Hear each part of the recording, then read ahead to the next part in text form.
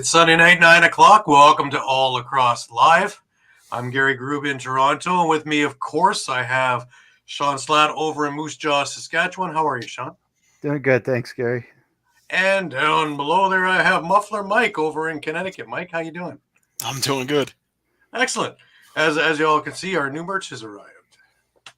Mike, you got your shirt there. Show it what the back looks like. The front looks like this. The back looks like that.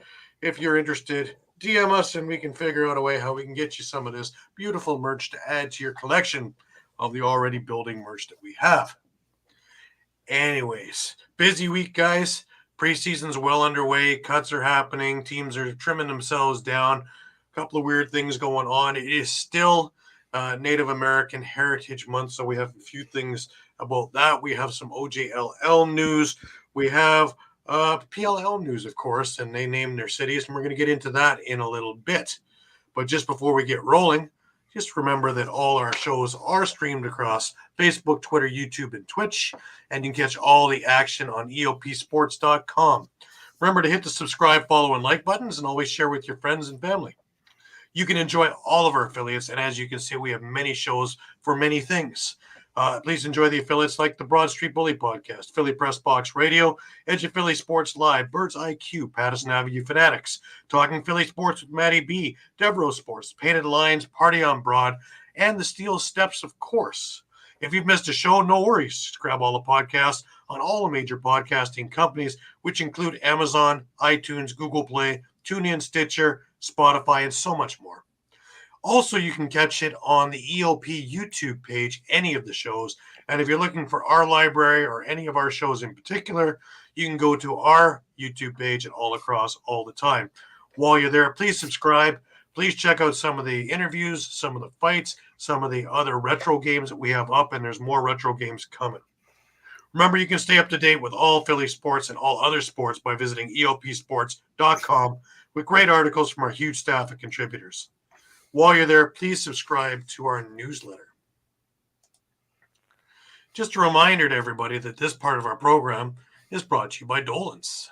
All right, guys, when you're staying local and you want to watch a great game or just hang out with some great people, make sure to go to Dolan's Bar at 24 East Sellers Avenue at Ridley Park. Right off of I-95, south of Philadelphia Airport, Dolan's Bar is the place to be. Great music, great times, memorabilia giveaways, great drinks, and even better food. You never know when a former Philly sports icon walks through the door. You got to go to Dolan's, 24 East Sellers Ave at Ridley Park. Tell PJ that EOP sent you. Go to dolansbar.com or follow them on Twitter, Facebook, Instagram, or even TikTok. We'll see you there for the game.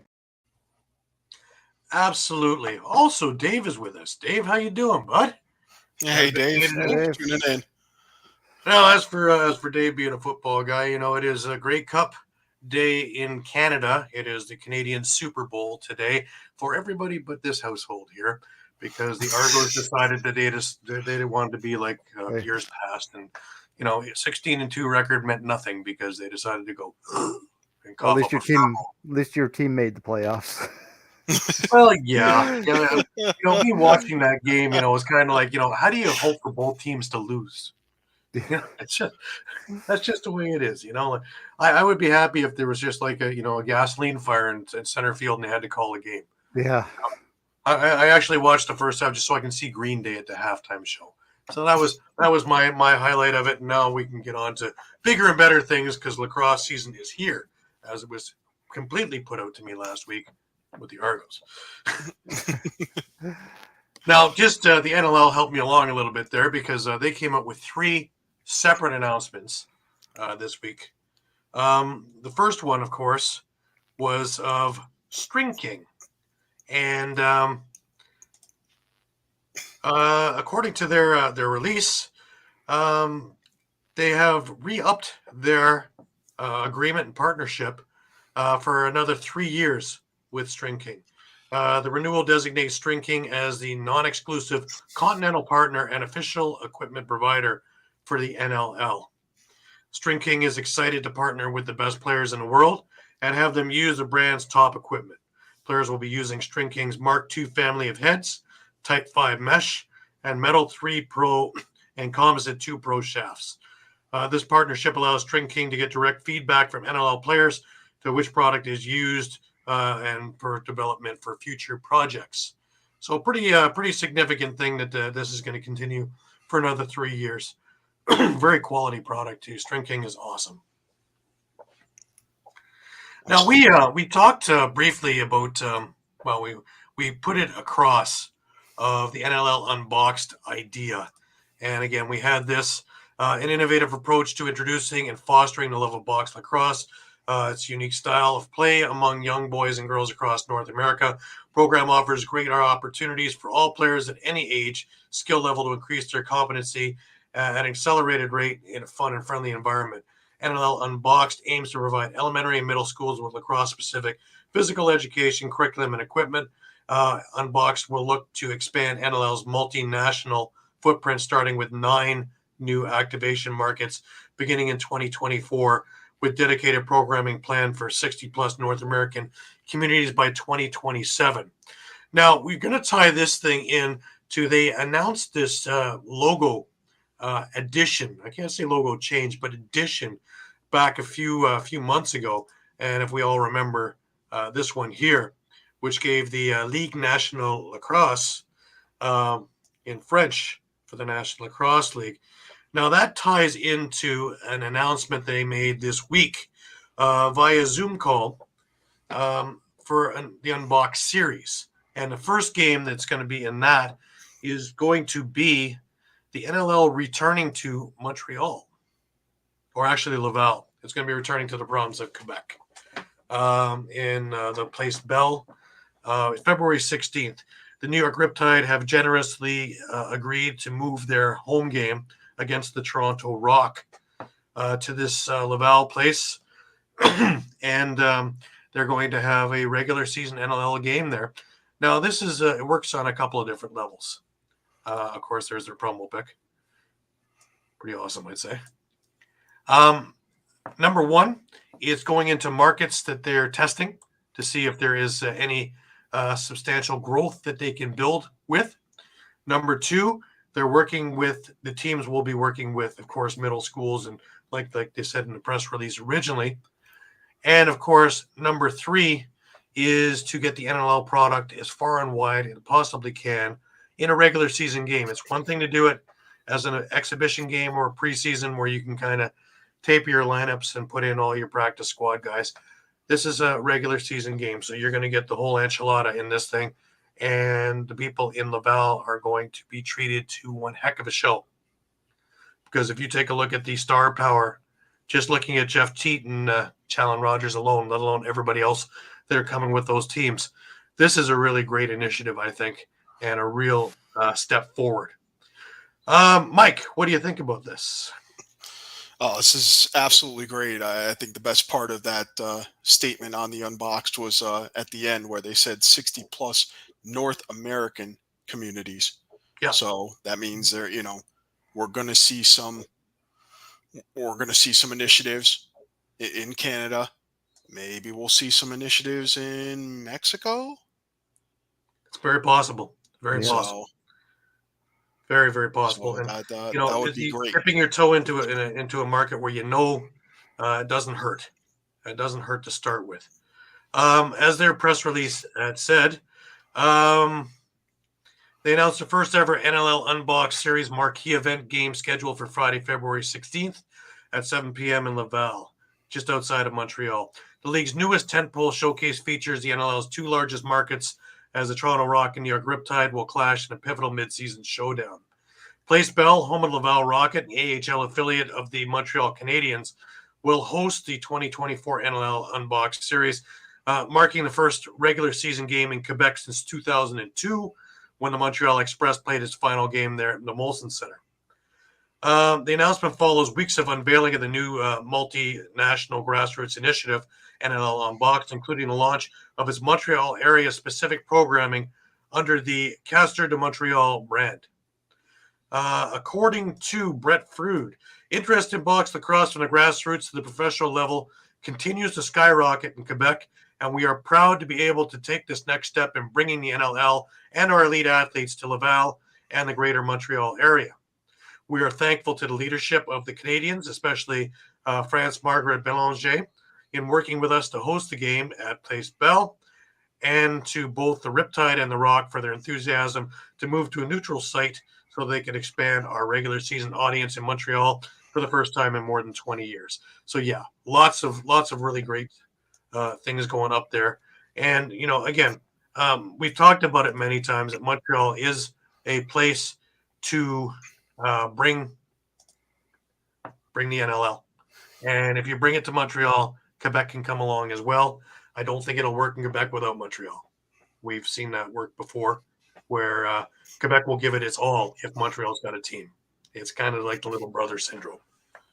But, I look forward to both markets being tapped. And I think that'd be fantastic to expand the NLL because it needs to be more in Canada. It's great with all the expansion into the U.S., but we're neglecting a little bit of Canada now, and we need something in between Toronto and Halifax just to create a little more rivalry in my eyes. But, that's going to be an exciting thing. Lastly, the NLL announced, of course, that ESPN, once again, is going to be broadcasting 10 games on its networks, and everything else will be on the ESPN Plus idea. Saturday, December 2nd, ESPN 2, which is the Wings at the Riptide. And December 30th is Riptide in Toronto on ESPN U. This gets confusing for a Canadian, man. We got like TSN and TSN Plus. That's it. Yeah, there's ESPN U and 2 and 5 and 11 and whatever else you had. ESPN U seems to have the majority of the games. 1, 2, 3, 4, 5, 6, 7, 8, 9 of them out of the 10 are in ESPN U. A good mix of teams. San Diego, Vegas is one of them. Colorado, San Diego, another. Colorado, Panther City. Georgia, San Diego. Toronto, Vegas. Buffalo, Colorado. Albany, Panther City. And then Buffalo, Vegas. So there's a wide range of East and West teams in there. It doesn't hit all of them, but that's for somebody else to take a look at. Remember that any game that isn't on the main network is on ESPN Plus, so you can catch it anywhere.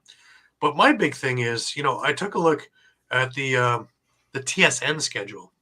Now, remember, any game that's not on the TSN main network will be on TSN Plus, just like ESPN Plus. But there are 20 games, and there's actually 4 doubleheaders on the TSN thing. So I'm hoping that ESPN will follow suit. Granted, they have a lot more coverage with 50 states worth of sports than 10 provinces and 3 territories, as we are in Canada. But we have a really great system here, and TSN is doing a fantastic job with this. And like I said, my favorite time last year was opening weekend, and I happened to walk into a bar, and on every single TV around the bar, it was the Halifax game. And I just sat and marveled at this. Well, And that's how you get new eyes. That's how you get new eyes on the game, right? In the middle of the place and just watched around, and I watched the people. And, it went from people having conversations like you and I, just talking now, and before you knew it, all the eyes were up on the screen. It didn't take very long. So it's a great initiative. I hope that they keep pushing to more than just a game in the week. A couple of the teams, of course, Comcast and a few others out there have, Altitude, I believe, in Colorado, and a few others have their own local ones as well. So that's really great news. The more, the merrier. We can't get enough people to get eyes on this thing, and like you say, Shawn, to get new eyes on there, because you and we'll watch it on a washing machine if we could. Yeah. It doesn't make a difference. You tell me what the hell. I watch it on a pen if I had to. I watch it on my watch if I had to. Doesn't matter. But to get new eyes on there, it's really difficult when you're talking about, hey, only for $10 you can just watch. Yeah, sure. Thanks, guys. See you later. Yeah. But if it's on the main network, first off, bar owners can just flip on that channel and whatever was before and whatever's after. And the bulk of your primetime viewing crowd on a Friday or a Saturday night will be looking at that, and that is advertisement that you cannot pay for. So Yeah, and hopefully with with ESPN, the eventual plan is, and soon hopefully is to get some of these on the main network, in prime time. Well, that's the other thing too. Yeah, like it's just ESPNU. It's kind of on a secondary channel for them. It's not that main ESPN. Yeah. Yeah. Yeah. And hopefully by the championships and the playoffs, and that makes it on there at least this time around, and then maybe more as we move along. I'm loving what TSN is doing, embracing this. It's such a different thing from the first time around, back around 2012 or 14 or whenever they did that first TSN Go thing, and all the games went about 11 o'clock at night and pushed across with NCAA Division 8 hockey and things like that. So this time around, it's getting a fair shake, and it really looks like it's catching on too, and the numbers are backing it up. So some good news there. All right, to the weird stuff this week. OJLL, Nepean tried again to get into the OJLL as a junior A team. Our second bid to join the OJLL was turned down at a recent in-person league meeting. 9 teams voted in favor of our proposal. 2 teams voted against under current rules. That is enough to defeat the expansion bid. We thank the OJLL commissioner and deputy commissioner who both supported our bid. We also thank the 9 OJLL teams that voted in favor and the Ontario referees who were also in favor of adding Nepean to the Junior A League. Our proposal was solid with clear and sustainable financial and player resources. Our minor program is strong. Our Junior B team has been at the top of the league for years. The next logical and merited step should have been to create an opportunity for Nepean, Eastern Ontario, Western Quebec, and Indigenous players from the area to compete at home in the highest caliber junior lacrosse league in the province. But unfortunately, 2 teams here have veto power to stop this progressive step to grow the sport of lacrosse. Peterborough and Kitchener voted down our proposal. That I didn't expect to see in there. This is discouraging news to share with players, fans, coaches, families, supporters, and others from the Nepean and across the lacrosse community. It is especially disappointing for Nepean, Eastern Ontario, Western Quebec, and Indigenous players from the area who will continue to be denied opportunity to play Junior A at home. I didn't expect to call out the 2 teams. That is a shot across the bow if I've ever seen one. I love it. I love it. Make them now. Put some public pressure on those guys now. Yeah. If 9 teams, if approach everyone's in favor except for those 2 teams, and make them accountable. Absolutely. Absolutely. Yeah, and I mean, I would agree with it too. I mean, I guess a couple questions I would have be, not being from around the area, geographically, where is Nepean with respect to, say, Nepean is close to Ottawa, which is close to the Quebec border. So for somebody, I understand Kitchener's idea because that would probably be a 4.5 hour drive for a game from Kitchener. Okay. Because it's about 2 hours to Kitchener. It's probably longer now because it's probably 3.5 hours from where I am to Nepean, if not a little bit longer. And Kitchener is about 1.5 to 2 hours away from me west. So that's a long drive. Peterborough, on the other hand, is probably the closest team out of any of them that would be going there. But it would be an all-day event anyways, and an all-night thing. I think that's the concern. But we're in this day and age, I'm sure there's ways around it. Trains instead of buses, something that could make it work. Sure, or even a neutral site or something like that. You arrange some. Well, their idea is that they want to play at home, right, in Nepean, and there's enough players, Indigenous and others from Quebec and from Ontario that are already jettisoning across to other teams that would make this up, and their Junior B team works very well, and they have good support. Steve Dietrich, Chugger, the general manager of the Buffalo Bandits, chimed in with this. Again, same thing. It's baffling, especially with the number of players coming out of Nepean having to travel the distance that they do to be scattered around Ontario to play Junior A lacrosse. It's baffling. So, There's pros and cons, but I really don't see why teams would veto this one. If you work on the schedule, like if Nepean's is such a travel issue, just have back-to-back games or something. It's junior lacrosse anyways. Have a back-to-back, make a weekend of it. Like, wouldn't it be there's more ways around difficult for Nepean anyway, since they'd have to do all this travel every single road game? Yeah. So if they're willing to do it, why wouldn't anybody else? Anyways, that's for people on a different pay grade than mine to figure out. But anyways, the second time around, and it was the exact same result as the first time around with the same two teams vetoing it. So in Peterborough's case, let me ask, do you think it's a matter of they think they're going to lose some local players to Nepean? That are they it's close possible enough that they think that they're going to lose some of their talent? It's very possible to the east. Yeah, it's very possible that is it's a good point.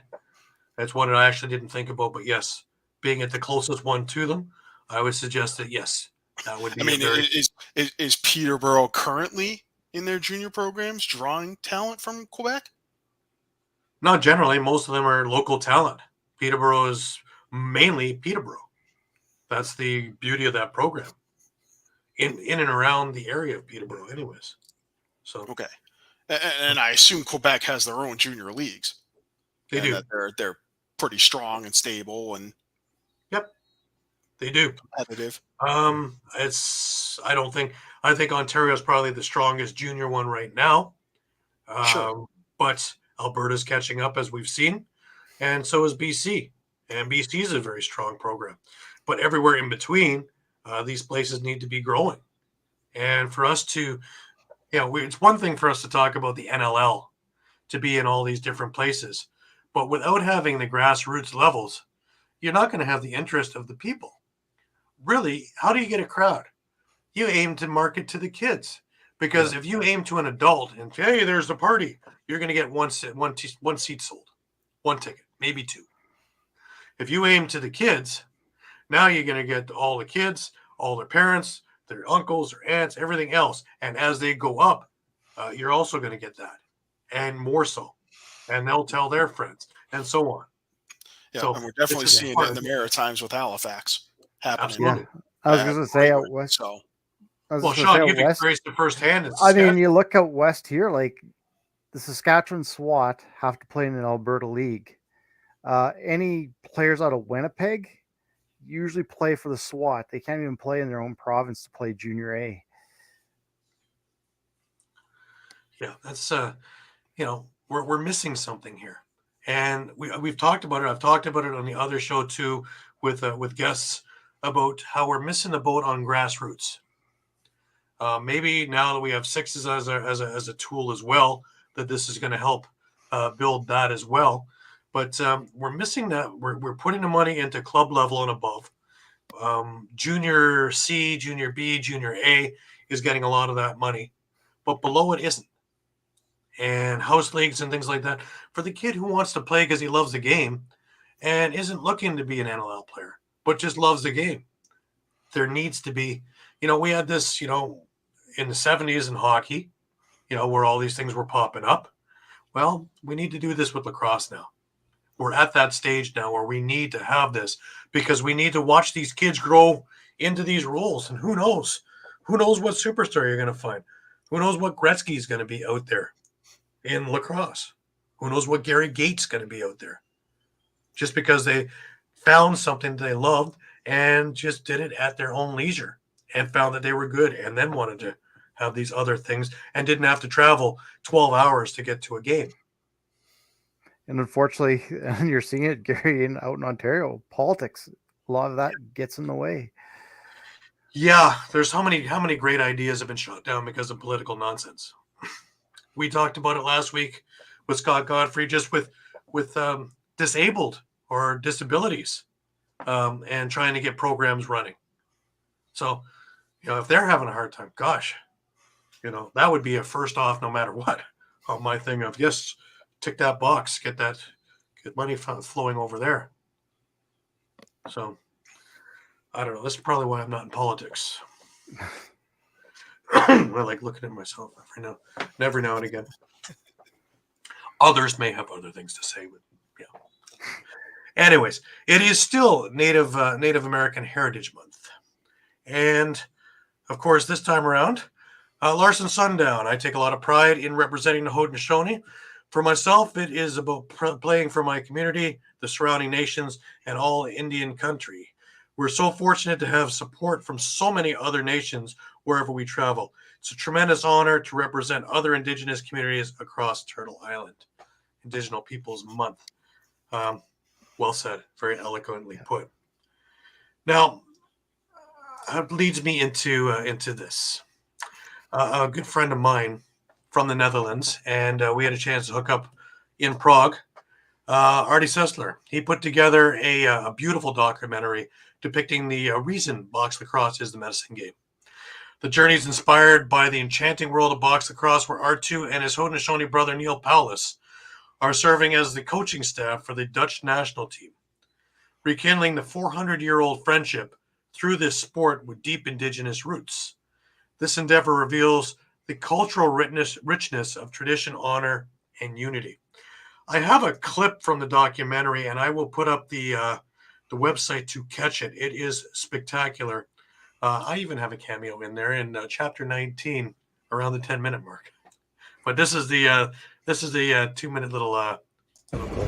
We shall know each other as brothers. A vlogumentary about the forgotten history of the two-row Wampu. Step into the world of Dutch filmmaker Artu Sesselaar as he embarks on an electrifying documentary project, unearthing the riveting historical ties between the Haudenosaunee, formerly known as the Iroquois, and the Dutch in the two-row wampum, a covenant of peace made over 400 years ago when the Dutch first set foot on Turtle Island, now America, playing a significant role in the birth of New Amsterdam, later becoming New York. 2024 marks the 400th anniversary of this historic event, celebrated in New York. The journey is inspired by the enchanting world of box lacrosse, where Art2 and his Haudenosaunee brother Neil Paulus are serving as the coaching staff for the Dutch national team, rekindling the 400-year-old friendship through this sport with deep Indigenous roots. This endeavor reveals the cultural richness of tradition, honor, and unity. Follow Art2 and his brother Neil, along with many others, as they unveil the story of history, humanity, countless coincidences, unexpected twists, and transformative encounters unfolding before your eyes, all while connecting the past and the present. This is an innovative fusion of vlogging and documentary, a testament to the power of shared passions and the magic of sports to transcend cultural boundaries. Where this vlogmentary will ultimately lead is an exciting mystery. Art2 follows the winding path that the story itself reveals and is eager to take you on a transformative adventure like no other. It's called a smoke dance, or they call it war dance, or for thunder too, when they call it thunder. Don't call it out. Don't call it Yeah. out. It's already raining. Oh, yeah. We don't want thunder coming out of. Absolutely. The website is down there, www.2row.nl, to give a look to it. You can find it on our page on All Lacrosse All the Time on Facebook, as well as I had shared it across global lacrosse history, past, present, and future, and a few other spots as well. I believe it's also on my personal Facebook page too, if you want to take a look. Now, how can you help? You can donate. Every contribution, big or small, brings us one step closer to uncovering this captivating history. Your donation ensures that this incredible story is told with the depth and authenticity it deserves. Number 2, you can spread the word. Share our project with your friends, family, and community. Together, we can create a ripple effect and awareness and support. Why support? We shall know each other as brothers. R2, the creator of this endeavor, currently operates without any project funding. Delve into the concealed layers of his history and culture that bind two nations. Witness a groundbreaking fusion of vlogging and documentary, a unique experience. Advocate for unity and comprehension in a world marked by division. This is more than just a call to action. It's an opportunity to be part of something truly extraordinary. Let's come together to make this documentary project a reality and share this incredible story with the world. Donate now and become a vital part of We Shall Know Each Other as Brothers. Let's embark on this transformation adventure together. Again, I will put up the website, and at the bottom of all the chapters, if you care to donate, is a little spot to click on, and you can donate whatever you feel like. $5, $10, $500, whatever suits you. Everything is appreciated, and it is going to a good cause. I know R2 very well. I'm in contact with him quite a bit, and he is dead on, and he is right with this project. This isn't wasting your money. This is a great project, and he is a terrific filmographer. And with Neil Palace, I sat one night in Prague and listened to Neil's stories. And before you knew it, it was 3 a.m. And I was still listening to Neil's stories. They were spectacular and riveting. So definitely worth your time to watch, and worth your time if you have to donate. Thanks, Brian. Thank you for being with us. Turn it in. Thanks, Brian. Yeah, it really is a great thing. I saw a lot of footage in there with talking about the Rubeski tournament. And, of course, the third coach of that Netherlands team is Hall of Famer Wayne Colley of the Brooklyn Redmen fame, who was a Hall of Fame goalie as well as a coach and GM for many, many years with them. And Wayne is out there continuously with the Netherlands, helping to grow that program. And I look forward to seeing everybody when we all get back to Prague in April for the next Rubeski tournament. So it'll be great to meet up and have a couple of ales, a couple of those Prague ales, as we heard so much about, with R2 and discussing this a little bit more.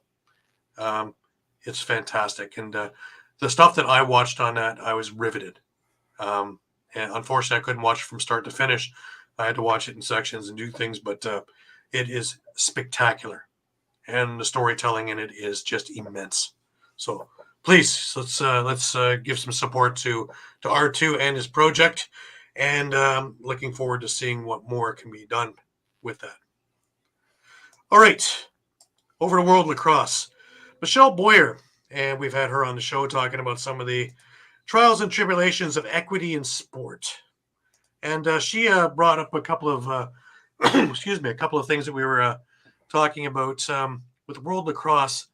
And they're going to be, they already have 15 teams that have put forth their interest to play in the Worlds over in Utica in 2024. But World Lacrosse will be deciding in the next few days which teams they will cut. At last count, there were 15 women's teams hoping to compete. If they use their arbitrary number of only allowing 8 women's teams, but up to 30 men teams, they'll have effectively eliminated half of the women's teams wanting to come. Now, I don't know about you guys, but something seems off to me in this. That makes no sense. It makes none whatsoever. Yeah, my first thought is why not see if you can find one more team and then have a field of 16? Again, if their arbitrary number is 8, it wouldn't matter if they had 16, 12, or any other denomination that worked divisibly. That's just the number that they want. I don't understand why we're putting our thumb on a part of the sport that is growing like wildfire. To me, it's a no-brainer that if you can get both sides of it going, as a team owner, if I get both sides growing, that means more money on both sides of it, which means I make more money. As a sport, that means that we have people from both genders coming in and eating it up, which means we have more eyes and more viewership. And isn't that what we're in the middle of trying to do? Get as many eyes and viewership as humanly possible. We're allowing them in the Worlds. So why not give it full bore? Why put these, thumbs and limits on things that you don't have to? Yeah, especially, it's World Lacrosse is the sanctioning and governing body putting on the tournament. Why are they holding themselves to hostage to a number that they may have decided on 3-4 Long years before. ago. And if you need to cut down on teams, why don't you do it on both sides? Why have 30 on men and then cut half of the women's teams? Especially since the teams that you would be cutting on the men's side were teams that really aren't box lacrosse teams. They may be decent in field, may not even have an indoor place to play box. So I'm curious about how that works also. Hello, Eduardo. Great to hear from you. Hey, Eduardo. Yeah, Eduardo. Eduardo is swimming out there in Jacksonville right now. boy. Bad rainstorm down there. Always something going on, Eduardo. There's nothing boring in your life, sir. My world traveler over there in Jacksonville who is all over the place. He is jettisoning every time we see him. And now he's got his raft out, just in case. But just before we move any further, I just want to remind everybody this part of the show is brought to you by Sherry's Ticket Town. All right, guys, it's time to talk about Sherry's Tickets. Sherry'sTickets.com is easy to use and has no hidden fees. The price you see is the price you pay. Pay less and play more with Sherry'sTickets.com. Save even more by using the exclusive promo code EOP10. That's EOP10. Do not pay hidden fees and save 10%. Why use any other ticket reseller and get those hard-to-come-by tickets to the big game? If you need a more personal touch, give them a call at 610-494-5050. That's 610-494-5050. Sherry'sTickets.com also has great theater and concert tickets that are hard to get your hands on. Remember, do not overpay and save with the best at Sherry'sTickets.com. Save 10% using the promo code EOP10. That's EOP10. You'll thank us later. Sherry'sTickets.com. Absolutely, and lots of reasons to get it. The Eagles are looking great. They got a big game with KC tomorrow. So, of course, in future edition, fly, Eagles, fly. Worked so far, guys. There was that one time, you know. Anyways, Patrick's with us. Patrick, what's happening, man? Pat. Oh, Patrick. come on. Come on. Here we Come go. on, Patrick. Here we Jeez. go. Guy He's your starter, Patrick, and backstops a team that hey, didn't make the playoffs MVP. last year to a Man Cup final, and you want to get rid of them. Come on. WLA Franks, MVP. Come he's on. starter. Rest. Deacon Nod is your backup, and Higgins is your starter. That is the way it is. Embrace it. I'm telling him when I see him next week. Watch out, Pat. Don't forget, Philadelphia's in Toronto next week for preseason game. They were here this past weekend with the Buffalo Bandits on the other rink with practices galore. So they're all working really hard. Remember, it's 2 weeks to opening weekend, guys. It's that time. I think some training camps are already wrapped up, and maybe not. We got one more game next week. Rush has their preseason game in Moose Jaw next week. Yeah, but fever is rampant now. Fever is rampant. We're seeing this on more and more people. It's there. People are chomping at the bit. I thought I saw on Las Vegas's page that they were done. So, I don't know. They played today or yesterday.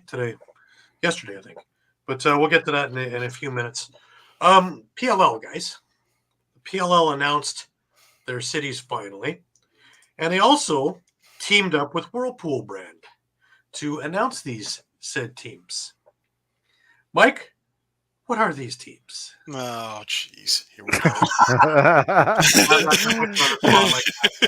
You got the Boston Cannons. You have the New York Atlas, the Philadelphia Water Dogs, the Maryland Whipsnakes, the Carolina Chaos, the Denver Outlaws, formerly Chrome, the Utah Archers, and the California Redwoods.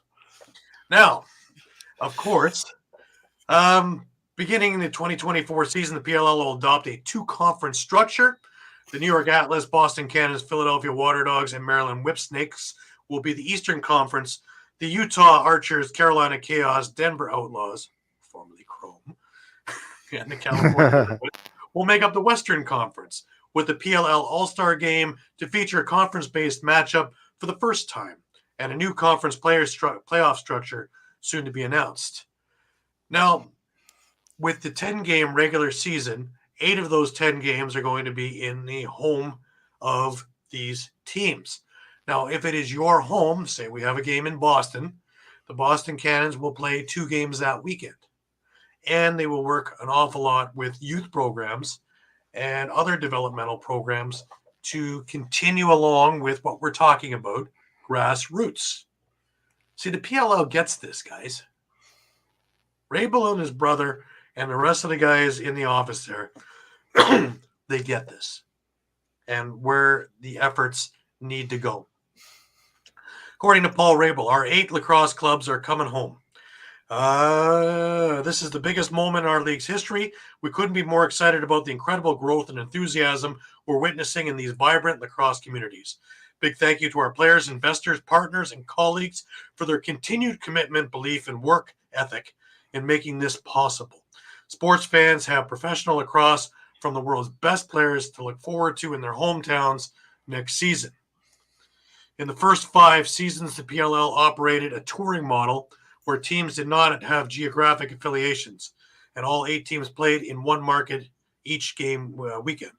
This league, the league will continue to operate a 14-week tour-based season with 8 of the league's 10 regular season weekends to be held in teams' home markets. 2 regular season weekends will be held in other markets, with the All-Star Game, playoffs, and championship to be held at neutral locations to be announced in 2024. So there's still an opportunity to see it in your place if you're not one of these cities called. But now people can start putting more of a fandom, is that the word I'm looking for, behind some of these teams. Thoughts? Shawn? Oh, sorry, Mike. Yeah. No. Let Shawn go first. I got some points to pick, but let Shawn go first. All right. Yeah, no, I think Gary makes some good points. I guess I'll call up the obvious. There's no Midwest teams. I know that was kind of brought up quite a bit. So hopefully they have some of those neutral site games in that areas. But and yeah, I'm sure there's some upset Chrome fans who bought a lot of merchandise and are obsolete now. Well, you know, they went with this MLL theme, right? Trying to bring back a little bit of that connection. Obviously, with the Boston Cannons and the Denver Outlaws. Who was expecting the, the Western New York Chaos? To me, instead of the New York Atlas. But yeah, I think a lot of people seem to think that. So, there were certainly a lot of folks out in Minnesota who thought they should be getting the Water Dogs. Obviously, if you're a Philly fan, you definitely lucked out. You know, you've got the 2022 champ and 2023 finalist in your backyard now. So, the only downside for them will be, the championship game won't be at Subaru Park like it's been the last couple of years, but which is time for a change anyways, I think, time to spread it around a little bit. Yeah, definitely get it out to other markets, but yeah, I mean, I'm Canadian team, that would definitely be nice. And the Chrome thing, I guess the reason I'm a little more bothered by it, is not so much because I seem to grow into the Chrome correspondent for the group here, but despite not necessarily being a fan of them. But if the league already had the rights to the Denver Outlaws name after absorbing Major League Lacrosse, why not make that an expansion team and keep the Chrome and put them somewhere else? Like you've been marketing Chrome for 4 years now, along with everyone else. Now you're just going to drop the name and pretty much alienate 1/8 of your fan base. Right. Who's to say if you're a Chrome fan that you're just suddenly going to become a Denver Outlaws fan? Very true. Very true. As for you though, Mike, I hear Denver's very nice in the summer. You'll enjoy it. Yeah, I'll be ordering my Chrome hat anyway. Gotta have something before it becomes obsolete, I guess. It will be a collector's item. Yep. So Just think how hard I have to look for an Ontario Raiders jersey that I can't find anymore. I'm wearing a Edmonton Rush shirt right now, actually. There you go. There you go. And the other thing is he's wearing the old logo. There's no bison anything in that. No bison. A lot of bull, but no bison. Rowdy. Well, hear a knock at your door. It could be horny at your door. It could be a horny or rowdy, yeah. So. Right now it's just a bulldog, yeah. Yeah. Well, next week is your game, isn't it, Shawn? It is, yeah. 25th this weekend is the preseason game in Moose Jaw. Big day, yeah. There's gonna be a lot of to do. I'm sure that's a full day of events. Oh yeah, it's gonna be fun. It's funny because this is the preseason game, and I'm sure there's more hoopla than half the teams in the league for a regular season game. And why? Because they put it in their new market. Yep. Why not? And it's working, and a market that will eat it up. Yeah. So you've done your homework, and you're putting a team there as a test bait, and you're going to see success. And you know what? I'm going to be a spoiler here. I know at halftime, the minor Moose Jaw Lacrosse kids are playing. And I bet you this is a highlight for their year. Absolutely. Mm-hmm. I think about the too. So I think about when we were talking about Montreal, when Chad Fairfowl was part of the group that would put the exhibition games between Toronto and Rochester in the Bell Center, and they actually took a couple of junior players, I believe one from Quebec and one from Ontario, and put them on either of the teams. And what a boost it was to their career and to their morale. To me, that's ingenuitive thinking. Grassroots thing for going back to the Montreal thing again, but even just pick out a few classrooms and give them tickets to the game. Absolutely. It's that simple. Yeah, okay, you're going to lose money because you're giving away free tickets, sure, but you're getting new eyes and that grassroots. They'll just watch the game. Maybe a kid sees that as, hey, I want to give that a try now, right? Or reduce tickets for students or something, just to get it into the schools. Get eyes on this thing live. It's one thing to watch it on television, and I love, catching it whenever I can catch it, wherever I can catch it. But nothing beats the live experience. Oh, the atmosphere is bar none. Amazing. Mm-hmm. Especially if you catch a full barn. The track last night was rocking. It was full. And, you caught a 14-13 overtime game. Did you get all the players in there? No. It's preseason. But did it matter? No. Did everybody have a great time? Yes. Oh, yeah. And Moose Jaw, I can guarantee they're going to have about 5,000 in a 5,000 rink. It's going to be deafening in there. Oh, God, yeah. Yeah, that'll be awesome. I think that the leagues are finally on to something here. The unbox thing is great. What the PLL is doing is terrific. Oh, don't get me wrong. I love their circus comes to town idea because of this. They didn't have to go and rent out. They only do is rent out a stadium for a weekend. That's easy to get that date. If you have to rent out that stadium for 8 or 10 weeks, that's a little more difficult to do times 8 cities. So if you only need one stadium that you're going to use Saturday and Sunday, well, hey, I'm pretty sure that there's somewhere you can do it and move your thing along around here. It was a brilliant idea. And now to do this, and, yes, it's a little more tied to the community, but it's still the traveling circus idea. Only thing is that your team gets one of those dates. So now there's a tie to it. So now there's more interest in it, even though you're still going all over the place and doing what you were doing before. It's ingenious. Yeah, the double header would be nice too. So because I felt that was the only downfall of the traveling circus. It's hard to really latch yourself to a team that really didn't have a physical location to it. Now it's completely changed, right? It's possible, but they're all U.S.-based teams, and us as Canadians, we're not going to latch onto it anyways. So you're latching on just to a team that you like. I happen to latch on to Atlas, so it's It's given me a lot of pain over the last few years. But, it is what it is. No, but the other thing with that double header too is, obviously if it's in your city and you're supporting your team, you might be tempted to go both days. Yep. Whether it's Friday, Saturday, or Saturday, Sunday. Whereas, if they previously come to your city and they weren't tied to a city, you might just, hey, I only want to see the games on one of the days. And I'm not going to go. I would even be, I know this is a far-fetched idea and it's not going to happen. But if we would do different cities the next year and then do the same thing.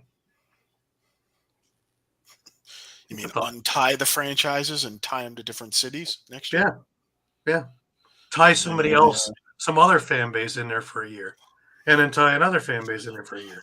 That way, everybody has a chance. That'd be nice, but I'm sure they probably. In a perfect world, it would work. I don't. Yeah, well, I'm sure they probably went through quite a rigmarole just to get everything rebranded. It's like, okay, you got whatever, whip sneaks, gear that doesn't say Maryland, Now you go and get Maryland whip snakes gear, and it ends up being good for 1 year, and then suddenly it's the Florida whip snakes, and it's like, well, what do I do with my Maryland whip snakes gear? And there's two sides to that though too, but because it generates you making them want to buy new merchandise each year. It's okay, now I got to get the Maryland one. Now I got to get the New York one. Well, all the people over in Florida are now going to be buying jerseys that they weren't going to be buying before. The people in Maryland already got them. Just a thought. True. All righty. Let's move on, guys. NLL. We're close. We're at the midway point of preseason. Really? Yes. Match it up. Right? Remember? Fever. We had a couple of cuts and a couple of signings. The signing I had was New York Riptide signed Matt Bennett to a 1-year contract, but they also cut a couple of people. They signed Matt Bennett, but they released Joey Zabo and Justin Bragg. And Justin Bragg is a friend of mine. He was also on the Prague trip, and I'm sorry to see he didn't make it with the Riptide.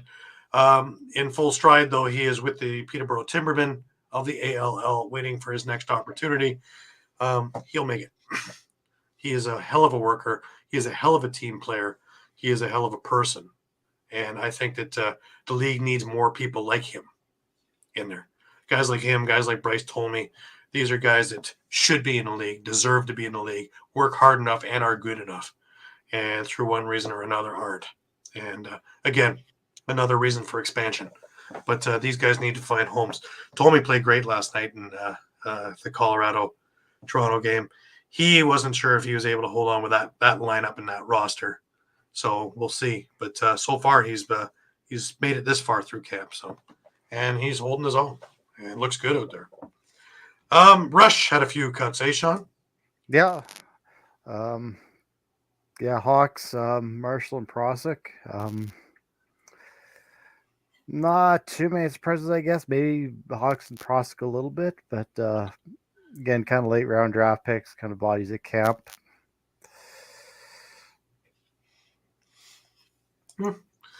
Well, there's still a lot of things to go on in that Rush camp, and I think this weekend will be a big telltale. They say the Rock and Philadelphia are playing each other. I'm sure there's a few more games going to be at track. New York seems to be taking a lot of games there as well. Albany as well.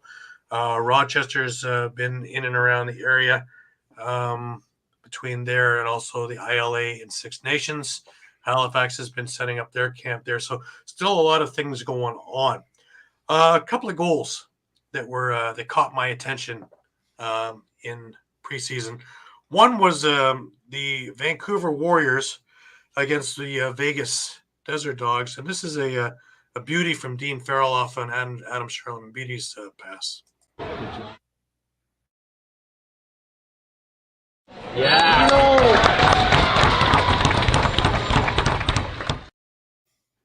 That just looks crazy, doesn't it?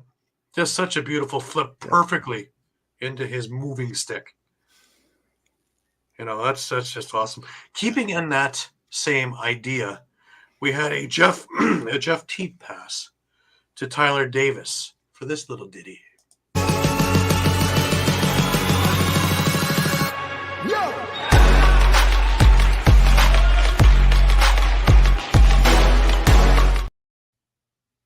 Wasn't that just nasty? Wasn't that just nasty? Yeah. And that clip, of course, was courtesy of the New York Riptide, and the other one was courtesy of Panther City. And this one is courtesy of the Toronto Rock. This was the overtime winner last night in the Colorado-Toronto game.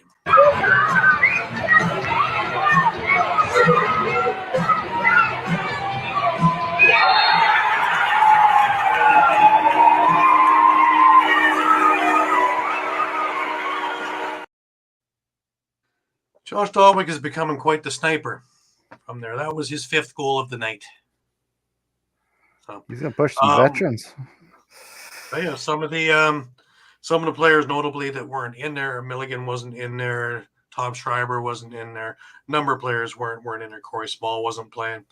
Colorado, of course, didn't have Dylan Ward in net, but they did have a pretty good, substantial part of their team. Connor Robinson was playing. All the guys that normally do the scoring were in there, with the exception, of course, of the accountant. Ryan Lee. He looks like an accountant, doesn't look like a lacrosse player. That's what people were telling me. But hey, with the Rock missing those guys and having this now, of course, Mark Matthews was playing. He looked good. Chris Boucher looked good again. There's some real chemistry out there. This is a very fast team. They had a little bit of a brain cramp in the last couple of minutes of the game because they were up 13-10 with about 4 minutes to go, and we went to overtime. So we had a few defensive breakdowns, but then again, all the defensive guys weren't all there. So, but that being said, all in all, it was an exciting game for a preseason game. A lot of energy in that building. Track, they filled it. They filled it last week. They filled it this week. I am sure they will fill it up next week. Looking forward to seeing a bunch of friends from that team: Anthony Garcelle, Zach Higgins. Looking forward to seeing the Catoni brothers. As well as the Rock players as well. So it should be an exciting time. But just a few scores from this weekend's preseason games. Vancouver beat Vegas 13-9. The New York Riptide came back and beat Albany 12-7. Rochester slid by Georgia 10-9. We talked about the Toronto 14-13 overtime win. And Halifax over in the ILA beat Panther City 14-10. Philly and Buffalo were both at the track doing practices throughout the weekend. And things are moving forward. All right, guys, here comes our big questions. You're going to love this, guys. Who do we see in the finals? Is it too premature? That's it. I'm out of here. Oh, all man. right, we'll start with Shawn first. Then. I have a hard time seeing the Toronto not being in the finals. After that, holy cow. So I could see Buffalo, possibly San Diego, but there's so many close teams right now that it comes down to injuries, doesn't it? Of who can stay healthy the longest. And with this new alignment of the top 8 make it, all bets are off, right? Any of that, who has the depth? Like, if you're going to go through injuries, can you survive them? Like, and I really think those are kind of your top 3 is Toronto, Buffalo, San Diego. But God, it could be anybody's game. I like what Rochester's done too. I think that they're strong too. But you know what? Colorado has to be in on that equation too. They've been to the finals the last 2 years, won one. Yeah, Colorado's a weird team though, because because they always seem to kind of teeter in the regular season, but then just once the postseason hits, they just turn the switch on. Yeah. All right, Mike, I got an easier question for you. Well, I'll answer that one. Okay. I'll I'm gonna go. Give it some thought. I could see a Philly Calgary final. Interesting. Realistically, Yeah. Let me just get that. Mike? you write that down, and you know what? I'll give you my I won't give you my reasoning for Philly, but I'll give you my reasoning for Calgary. It's the 5-year cycle. They won in 09. They made the finals in 14 and were a mini game away from winning in 14. They won in 19. Here we are 5 years later. You missed on 2004. They were there too. That's right. So Yep. Yeah, 5-year cycle. 5-year cycle. They also have a good enough team, and they have Del Bianco, and that never hurts. Yeah. Yep. They have a very strong team. It's Let's easy not fool ourselves. Cook and Hogarth. There's some great moves that Sanderson pulled off since he's taken over. Let's not forget about King. They're gonna have a hugely physical offense. Yeah. Yeah. Even King and a Josh quick back end. Yeah, the transition game. Transition game is second to none, really. I think they had probably the best transition game last year, and I don't think it's any worse off this year. And again, I think, with San Diego being as good as they are, and Colorado, obviously, 2 straight finals, 1 championship. It's easy to forget Colorado set a franchise record for victories in the regular season last year. Yep. So no reason they couldn't do that again. So they're going to definitely have tough competition. So I personally, I like Sean's idea with Toronto. I'm still not convinced. Not 100% convinced on the Rock. I like, San Diego is one, but again, I still am not 100% convinced there either, because they showed me where the kryptonite can go in there. Yeah, I agree with you. I think there's definitely a question mark in goal in San Diego. That's going to be their downfall. Because I haven't knighted him a deity yet. And Riglieri is good. But I think that's why they have Poole in there. Because they need that little extra bit of coaching and that stable veteran pro-luster, right? So, yeah, and I would say there's the same concern in San Diego as there would be in Buffalo and maybe even Toronto. You could say is they're all aging a bit. Yeah. So the potential for injury obviously is you never know. So I myself am going with Halifax, to tell you the truth, because I know that they have geared everything towards this. Everything. This is the telltale. Otherwise, they have to blow it up and try and start again and try and win it. And honestly, that's the other Yeah. that's the other one. I between Philly and Halifax, and obviously the other one that I thought about was Georgia. Just in Philly's still their defense. I'm not sold on it yet. Yeah. I'm not, but I think that with Georgia, I think it's they just need to not have the slow start like they had last year. We'll see how you got into my second thing too, right? And that's Halifax, Georgia, right? But and again, with Dobson in net, and he's proven now. Last year, okay, rookie, whatever. You take a look what he's done since rookie, and he led them to an unprecedented comeback in the league. He led Canada to almost a gold medal in the Worlds. He led the Archers to a championship in the PLL.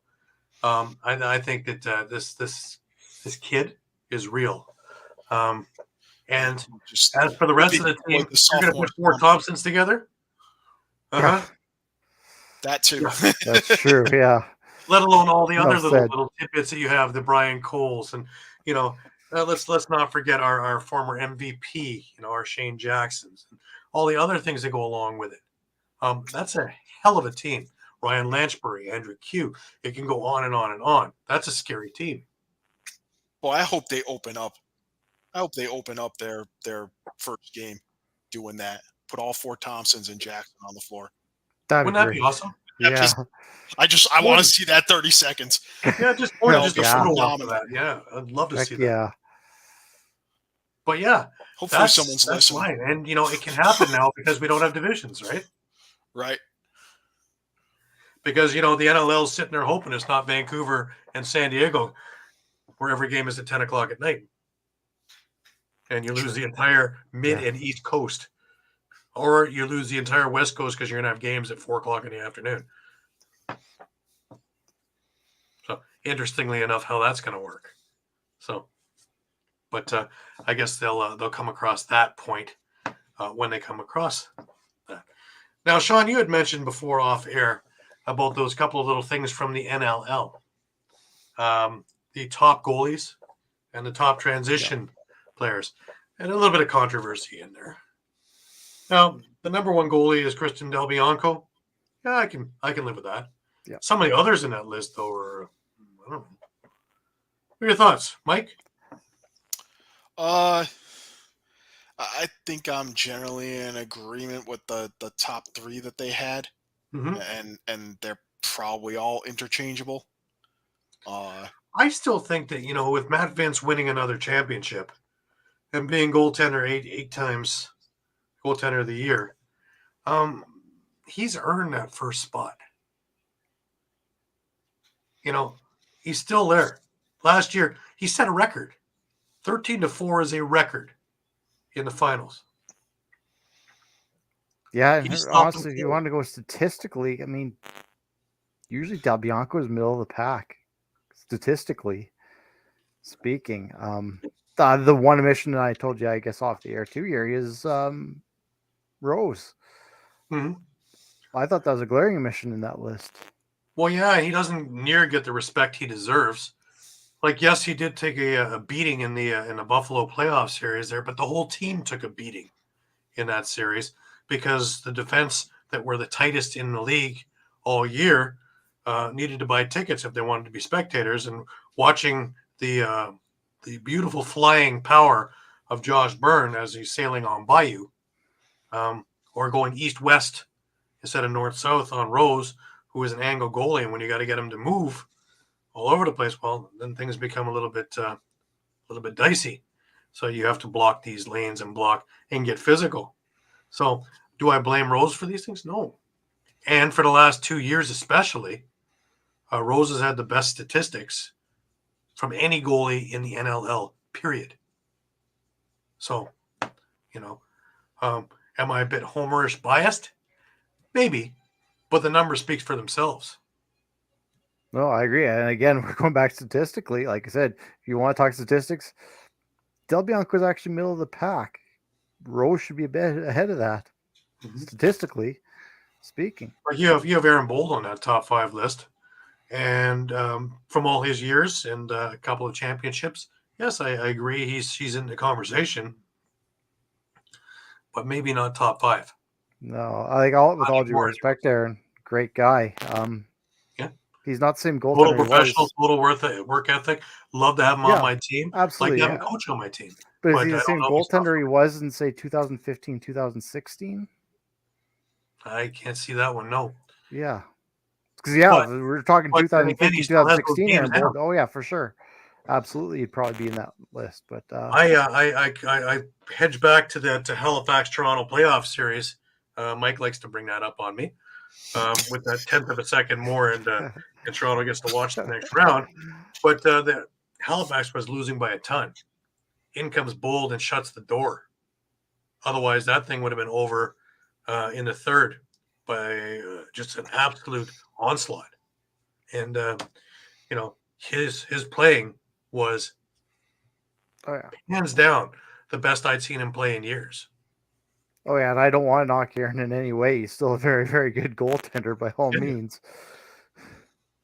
But, yeah, taking a look at who's in the league and who's there, top 5 I don't think is it. All right, let's jump over to the transition, guys. Challen Rogers is number 1. I love Challen Rogers. I love his game. I love the way he plays. He can be as tough as you want. He can be as finesseful as you want. He can come on both doors. He can do transition. But you know what? I think Ian McKay deserves it more than him. And Ian McKay, bona fide. He'll play goal if he had to. I'm sure Challen would too. But just from what I've seen, McKay has done it. And you take a look at last season, if anything, that McKay had to be everywhere for that Bandit team to win. And he did whatever JT asked him to do, whatever either coach asked him to do, he was there. And how is Zach Currier not number one? Yeah, there you go again. I mean, he is the best in the league, right? And then we saw I didn't see Joey Capito. I mean, probably one of the fastest guys in the league. Yeah, but Capito's coming off. He was injured. So. Yeah, he was injured too. True. And I don't know, maybe bias here too, but I saw a lot of talk about no Mike Messenger on that list. Yeah, that's another one. But Capito, to go back to that, he didn't even play summer ball, right? He was coaching. Yeah, that's a good point. Of the Six Nation Chiefs. So we still have to wait to see how that hurt him, or how his recovery came, if he's 100%, or is he the old Capito? So we'll see that this year. That's another thing I didn't see yesterday was there's obviously no Capito in the lineup. That could be interesting. And there was a big Paul Dawson in that Colorado lineup. That was weird. It was weird to see Paul and not Dan.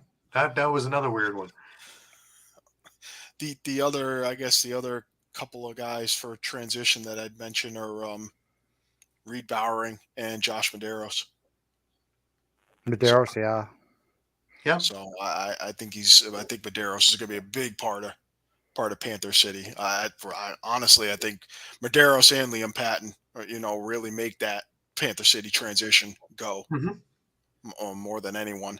But definitely Bowering, and I know you mentioned Ian McKay, and obviously phenomenal job, and does the Swiss Army knife thing just like Currier. I almost feel like it's going to be unfair to him. I feel like he's going to be like one of those guys, kind of like Steve Priolo, where it's like he's in the conversation every year for Defenseman of the Year and just can't seem to win it. Or like Nick Rose, in the conversation for goaltender. I think just can't do it. Ian McKay is going to be in the conversation every single year, for transition player of the year. And because of Zach Currier and Challen Rogers and Reed Bowering, never gets over the hump. Yeah, he's just never. Yeah. But of course, hey, you ask any of these guys, and they'll always trade that award for for a cup instead. So, sure. All right, just before we move on to our last little bit here, I just want to remind everybody that this part of the program is brought to you by Philly Sports Trips. All right, guys, if you're a Philly sports fan and you want to travel with your favorite team, then travel with the best. Go to phillysportstrips.com. They have self-travel packages and full travel packages available with round-trip flights from the Philadelphia airport. Packages include direct flights, 4-night stays, all-inclusive tailgate parties, lower-level group tickets. Whatever you want, you got it with phillysportstrips.com. If you want to travel to an upcoming Phillies game, make sure you check out Philly Sports Trips. And do not forget, Philly Sports Trips has all the away trips for the Eagles' upcoming 2023 season. Jump on it now, because you do not want to lose out on all these great opportunities. Go to phillysportstrips.com. Absolutely. And with the Eagles jumping all over the place, you're going to want to catch as many of those games as you can. Great deals on there. Great packages. Have a look. Philadelphia Union is still in the playoffs. You want to take a look at that as well as spring training. You can start talking about that soon. And that will be up there also for trips over to Clearwater for the Phillies, I believe it is. So, but yeah, guys, I think that be interesting to see when they start putting out the offensive ones and some of the other ones out in the next week or so, who they're going to exactly put up there, because God knows that there are a lot of guys that argument can go to. And, almost every team has got one. Mind you, we know that Jeff Teat will probably wind up as that number one guy, right? Yeah, pretty. Probably. It's probably him or Dane Smith. Yeah, I was going to say, Dane Smith could be up there too. Yeah. Mind you, you could say Josh Byrne too, for that matter, Yeah. if he's healthy. Yeah. That's the knock on him. Tom Schreiber. And if we go to the West, just take a look at any number of people on San Diego. Curtis Dixon, Dane Dolby. We go on and on and on. How about Lyle Thompson? Come to mind. Yeah. We could probably be talking about Miles Thompson if it all goes well. Just how about Austin Shanks? Steadforth. It's not showboat, but he's definitely consistent. And he was a huge part of Ladner winning the Prezi. Ryan Benesh, another huge part of them winning the Prezi, and be a big part of this championship run. So, and let's not forget Philly too. I mean, Mitch Mhm. Jones and Joe Restera, it's both over 100 points. In fact, they were, both top 6 in Yeah. scoring this year. Well, it brings you also to Holden Catoni with a blast like that. Or even, it's funny because, I was talking to Holden and Tate's father, Guido. Let's not forget Tate. Tate came in and he outscored a good chunk of them in half a season. Just coming in and, being the role player. Well, he doesn't have to be a role player now. He can be deadly part of that offense. And he showed it in Peterborough in the summer that he can be a huge part of that offensive prowess. And Paul Day knows that very well, being the GM of Peterborough. So, there's all kinds of weapons there. Yeah, I was even going to say in Saskatchewan, you got Church. I mean, he's pretty steady in that, pretty close to 100-point guy. Yeah. Even he's got not much of a resume still yet, but Dodds could maybe even be in that conversation. Sure. You got a number of young players too. Yeah. So it's going to be very, very interesting. I just want to end before we go to our final stuff here. Remember that David Archeri is part of this program as well. All right, guys, let's talk about Cherry Law Firm. If you get hurt at work in a motor vehicle accident, personal injury, or affected by criminal law, you got to call David Archeri of the Cherry Firm. Call 610-565-0300 or go to cherryinjurylaw.com. Let David Archeri fight for your rights. Again, that number is 610-565-0300. That's 610-565-0300 or go to cherryinjurylaw.com. Let David Archeri fight for your right. Absolutely. And if you're on too many of these Philly sports trips, you might need them anyways, right? That dog cracks me up every time, man. Yeah. Remember that we are on Facebook, Twitter, Instagram. Thanks, Mike. YouTube and Thread. And come back to us 2, 3, 4, 5 times a day. The news is always changing. The NLL has been making a lot of announcements lately. There's a lot of outside things going on. There's going to be a lot of cuts coming in the next week and a half for teams to trim down to their 25-man roster, 21 plus 4. And, some teams are close and some teams aren't. So there's going to be a lot of movement over the next little bit.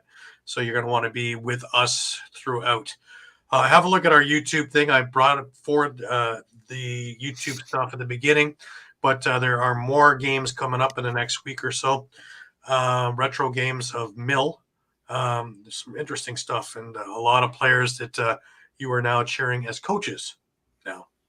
It was funny having Rich Kilgore on the other show, and we're talking about some of the fine stuff that we're going in Mill, where you had to be a tough guy just to survive that stuff. We talked about the one time when O'Neill took liberties with Tavares in the crease, and before you knew it, Marty O'Neill, was sailing into the boards from Kilgore, who got him into full bore.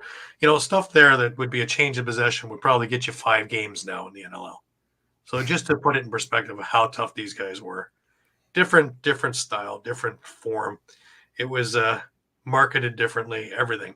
But to watch these games brings me back personally to my days ago into the Memorial Odd, and watching Bandit games in the 90s and really having a great time. So I'm having a great time having these converted and putting them up. So there's lots of those things up there. There's interviews. There's all kinds of other things. There's fights. There's different little aspects of it. We want to use it as a tool to bring you even more information than we can now.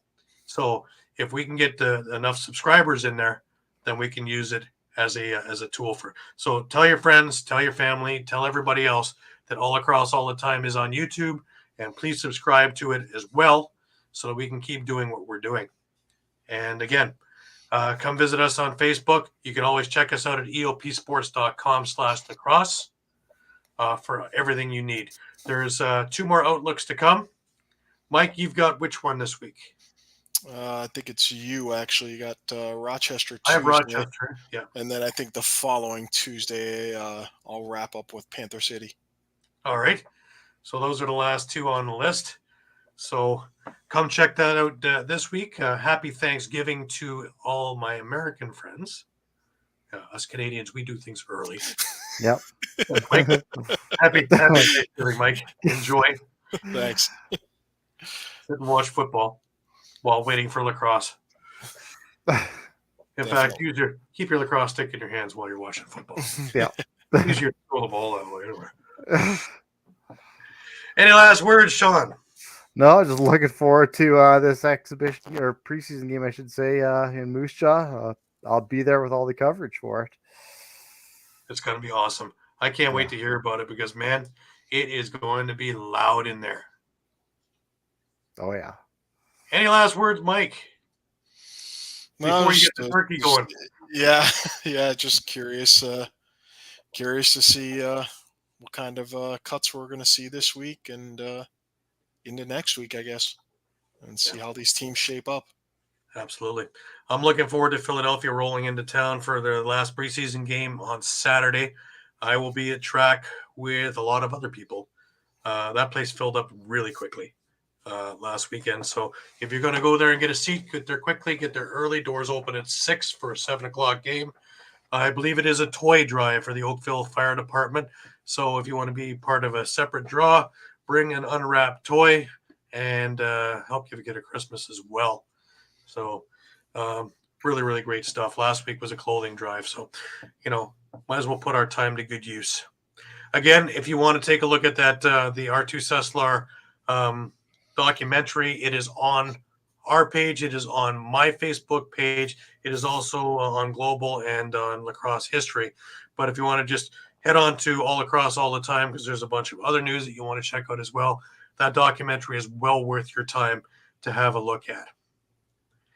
For Shawn Slaght over in Moose Jaw, and for Muffler Mike before Thanksgiving turkey, Connecticut, I am Gary Groob in Toronto, wishing everybody happy Thanksgiving this week. Happy Black Friday. Stay safe, guys. And we will see you next Sunday at 9 p.m., like always, where we'll be discussing the final week before the season comes to fruition. Until then, keep your stick in your hands, be safe, and we'll see you next week.